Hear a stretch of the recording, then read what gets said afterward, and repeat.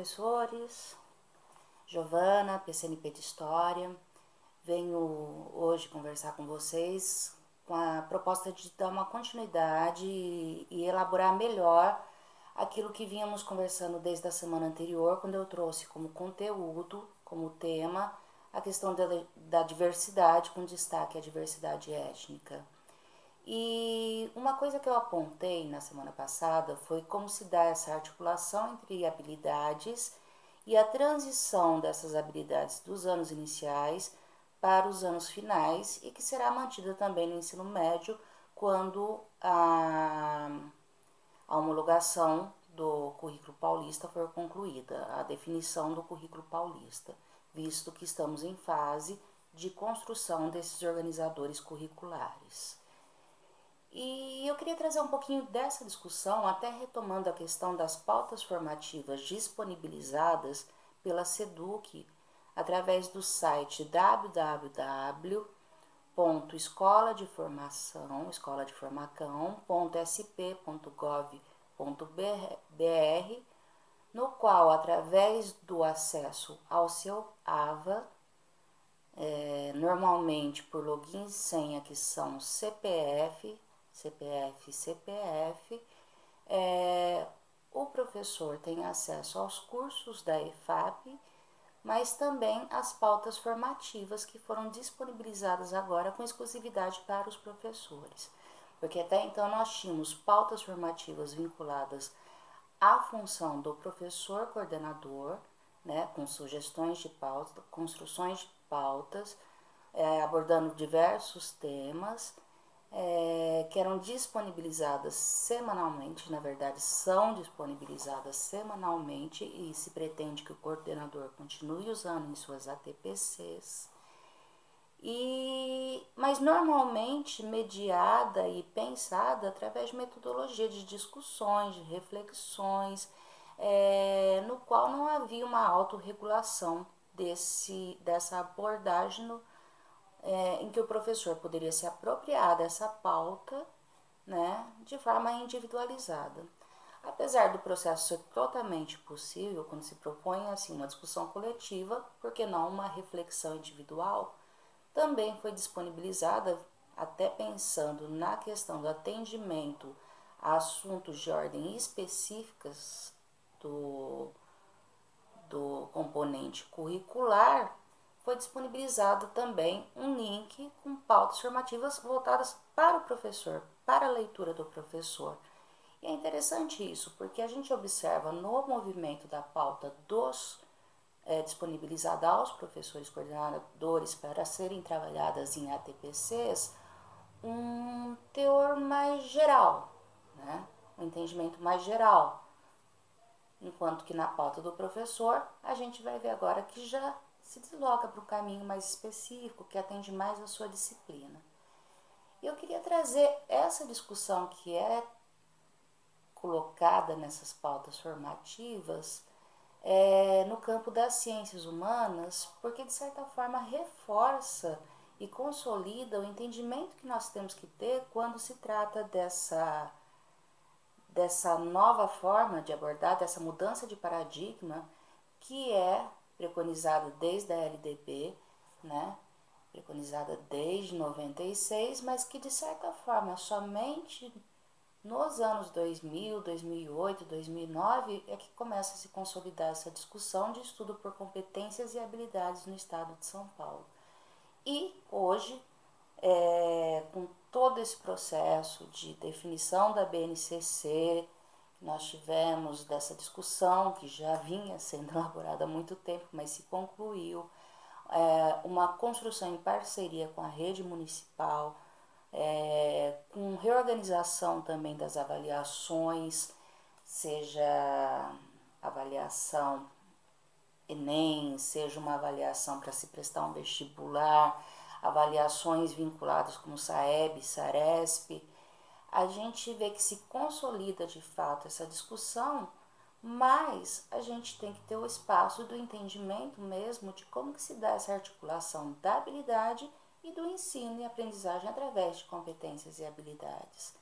Então, vendo a pauta disponibilizada pela Secretaria, é extremamente interessante notar que todo o percurso ele é construído de forma a se ter o entendimento, né, dentro dessas atividades que são propostas, o entendimento desde a regrinha mais básica que aparece ali para se ganhar uma amplitude maior, uma complexidade maior. E de certa forma, quando a gente fala de uma definição bem simplista, bem pobre assim do que é habilidade e como que se dá essa progressão da habilidade, a ideia, a premissa poderia ser essa. Simplista, tá? Tô dando um exemplo bem rasinho do negócio. Começar com um exemplo banal para se chegar numa complexidade maior. Então, nós temos esse movimento que se inicia lá nos anos iniciais, né? A gente vê uma complexidade sendo dada no ensino de anos finais e ganhando um espectro maior no ensino médio. E onde que a gente deve se ater para fazer essa análise? Nos verbos apresentados nas habilidades. E antes de entrarmos propriamente no exemplo, em alguns exemplos destacáveis no currículo, envolvendo a utilização desses verbos, é interessante que nós nos apropriemos da definição de habilidade para o currículo paulista. A definição, então, que nós temos, a concepção de habilidade, corresponde aos processos cognitivos articulados aos objetos de conhecimento, dando sequência à progressão das aprendizagens e do desenvolvimento. Ou de forma prática, como que isso é transposto para a sala de aula. Os estudantes devem se deparar com desafios de maior complexidade na medida que avançam. Tá? Esses desafios, esse grau de complexidade, a gente vai encontrar nas situações de aprendizagem propostas pela SEDUC.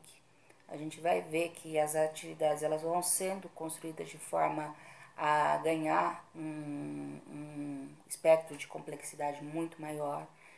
A gente vai pensar nas avaliações que são construídas, como a AP, como o SARESP, as avaliações que vocês fazem, em que naquele campo de itens, de questões que nós colocamos, a gente prevê um nível de complexidade que permita identificar quais habilidades os alunos desenvolveram, não baseada somente numa. E pensando até no conceito de um verbo, às vezes envolver competências, processos cognitivos que são diferenciados. Pense numa situação de exemplo. Se eu construo uma avaliação toda pautada na questão de reconhecer se o aluno consegue localizar uma informação explícita, num texto, numa imagem, numa propaganda, enfim, uma informação explícita. Isso requer que o aluno desenvolva determinado processo cognitivo. Se eu, utilizando esse mesmo verbo, localizar, trocar para informação implícita, a gente sabe que tem outros processos cognitivos e outras habilidades a serem desenvolvidas ali. É um processo bastante complexo, realmente. Então, o verbo ele não está desvinculado também ao conteúdo que se pretende e ao processo de estratégias, metodologias que o professor vai utilizar para estar desenvolvendo isso com o aluno, né? Que são suportes diferenciados. Quanto ao entendimento dessa sequência, então, de como que se dá essa progressão das habilidades, a gente tem que pensar na área de ciências humanas ao longo da educação básica e a proposta que ela tem também como uma ciência, como uma disciplina, como um componente curricular estabelecido.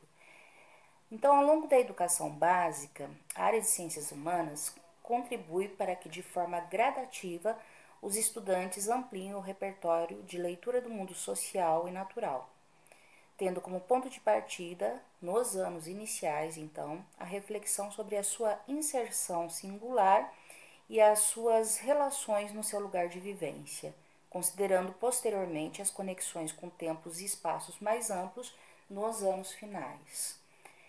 Na área de ciências humanas, os objetos de conhecimento das unidades temáticas de geografia e história possuem alinhamento teórico-metodológico ao longo do ensino fundamental.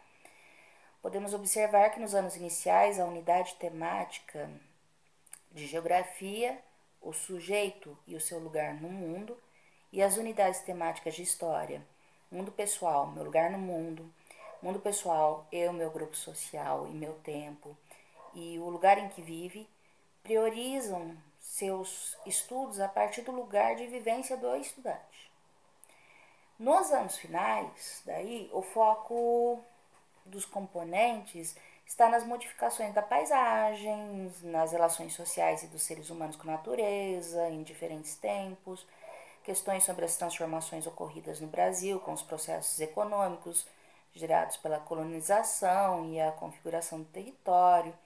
Nós temos reconhecimento da diversidade dos povos na construção do Brasil, a transição do mercantilismo para o capitalismo, conflitos, transformações sociais nos territórios brasileiro, latino-americano, europeu, africano, questões de fronteiras, conflitos entre nações, resistências, direitos universais, sustentabilidade, entre outros que possibilitam o desenvolvimento de trabalho conjunto na área. Então, nós temos esses pontos de identidade em ciências humanas, né? Essa conversa, essa interlocução, que nós vamos até ampliar um pouquinho isso semana que vem, quando a gente trouxer alguns conteúdos que são comuns em História e Geografia.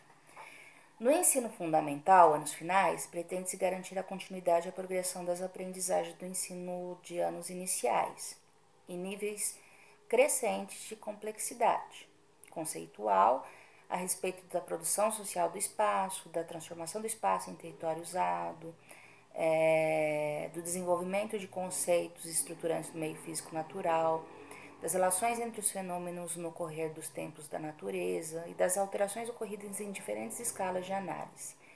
Assim, nos anos finais, por meio da articulação com a história e com outros componentes das áreas de conhecimento e da utilização de diferentes representações cartográficas e linguagens, ampliam-se caminhos para práticas de estudo provocadoras e desafiadoras, em situações que estimulem a curiosidade, a reflexão, a resolução de problemas e o protagonismo.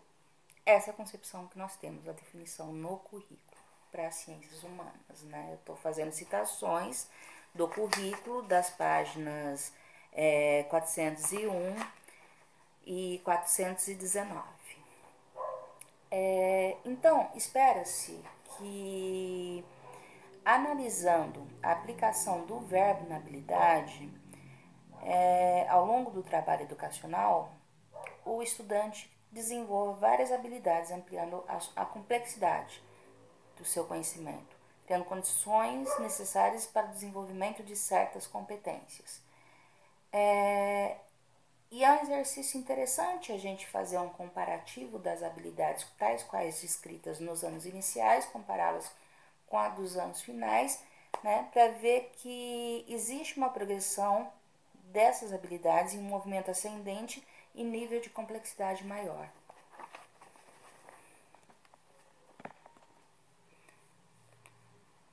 Por exemplo, vou pegar aqui do ensino fundamental, 5º ano de Geografia, habilidade 1. Preste atenção nos verbos. Descrever e analisar dinâmicas populacionais a partir do município e da unidade da federação, estabelecendo relações entre os fluxos migratórios internos e externos e o processo de urbanização e as condições de infraestrutura no território brasileiro. Então, nessa habilidade vinculada ao 5º ano, habilidade 1, descrever e analisar dinâmicas populacionais. Agora eu tenho aqui a habilidade 1 do 6º ano de Geografia. Descrever elementos constitutivos das paisagens e comparar as modificações nos lugares de vivência e os usos desses lugares em diferentes tempos. Então, consegui separar aqui nas habilidades os seguintes verbos. No 5º ano aparece descrever, analisar. No 6º ano temos descrever, comparar. Tirando o que se repete, tenho uma sequência: descrever, analisar, comparar. pense, descreva determinada situação. O que você está vendo ali na sua frente? É uma informação que está explícita. Descreva. Analise, já ganha um nível de complexidade maior. Agora, compare com outras fontes, com outras informações, traga outras hipóteses e comparem, eu já estou ganhando um grau de complexidade maior. Para reforçar, outro exemplo aqui, uma habilidade de quinto ano, 13, tá? Habilidade 13. O verbo compreender as desigualdades socioeconômicas a partir da análise de indicadores populacionais. Compreender já é uma habilidade difícil, mais complexa. Quando a gente passa para o sexto ano, pegando a habilidade 15, nós temos ali os verbos elaborar hipóteses para explicar as mudanças. Então, nós tivemos compreender, seguido por elaborar hipóteses e explicar mudanças. Vocês veem que o processo cognitivo que se exige, né, e o nível de complexidade que se exige tanto para metodologia, procedimento metodológico, a didática se torna diferenciada quando a gente pretende desenvolver cada um desses verbos. Em história, como exemplo, eu tenho aqui identificar formas de marcação da passagem. Identificar. Para quinto ano, habilidade 8. No sexto ano, habilidade 5.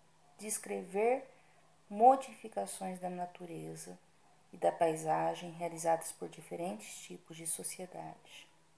Né?